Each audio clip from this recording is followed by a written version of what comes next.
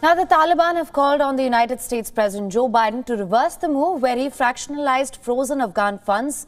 The United States had announced freezing part of Afghanistan's assets as compensation for victims of the 9/11 attacks. The Taliban have now warned to reconsider their policy towards the United States if Biden did not reverse what they called the unjustified decision.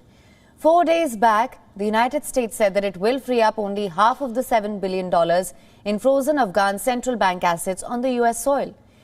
The half of this amount will help Afghans struggling with a humanitarian crisis. Biden's plan calls for other half of the funds to remain in the United States. It will be subject to ongoing litigation by the U.S. victims of terrorism. This is including relatives of those who died in the September 11th hijacking attacks in 2001.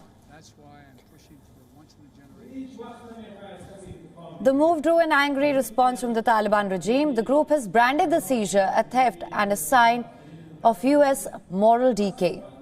The Taliban have rejected Biden's action, calling it a violation of the rights of all the Afghans.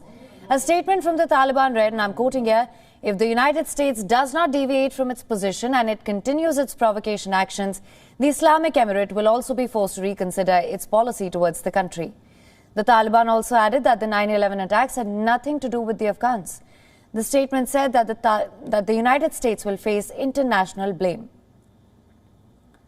and that the move will damage the relations with Afghans if the decision was not reversed.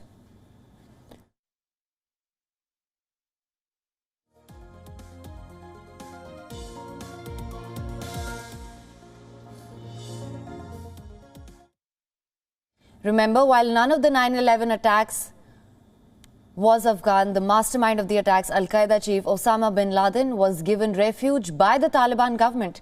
The invasion started a 20-year war that ended only last year. The United States and other international militaries pulled out of Afghanistan, leaving the Taliban to take over once again. With an economic crisis gripping the country, Washington is seeking ways to assist Afghanistan, while it is also sidestepping the hardline Islamists. The White House said Biden will seek to funnel $3.5 billion of the frozen funds into humanitarian aid trust. This is for the benefit of the Afghan people and for Afghanistan's future. The fate of other $3.5 billion is more complex.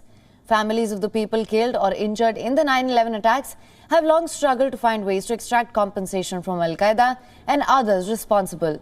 In U.S. lawsuits, groups of victims won default judgments against Al-Qaeda and the Taliban, but they were unable to collect any money. They will now have the opportunity to sue for access to the frozen Afghan assets.